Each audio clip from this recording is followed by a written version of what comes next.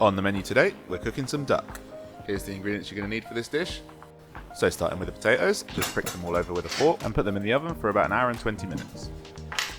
Now for the rhubarb puree, you're just going to trim off the leaves of your rhubarb and then cut up the stems into small pieces.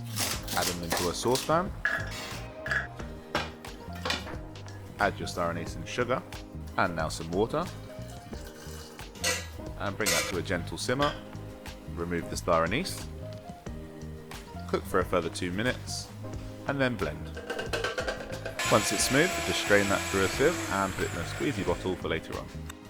Now moving on to the sauce, we're just going to slice up a shallot, crush a clove of garlic, take 1 bay leaf, some thyme, some red currant jelly, some red wine vinegar, and some chicken stock. Put a pan on a low to medium heat, add about a tablespoon of oil, add in your shallots, your garlic, your bay leaf, and just sweat down on a low temperature for about 5 minutes. Then you can add in your thyme and your red wine, and we're just going to reduce that down until it's almost gone completely. Now throw in your red currant jelly and your red wine vinegar, and lastly your chicken stock. Now bring that up to a simmer, make sure you give it a good season, and then just keep that going on a low temperature whilst we finish the rest of the dish. So onto the duck now, we're just going to score the skin, making sure we don't go into the flesh itself. This will let all the fat render out really well and give us a nice crispy skin.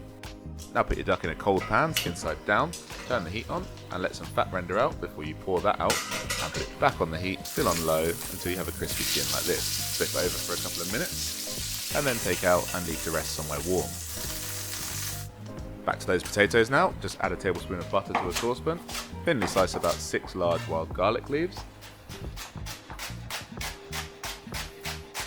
add that into the butter, get it on a low heat, and then we're just going to sweat that down for about a minute. Whilst that's happening, I've taken my potatoes out and cut them in half, and then I'm just going to push them through this sieve to get them nice and fluffy with no lumps. Give that a good season with some salt, and just mix it all through until even. Put that to one side, and just keep it warm again for now.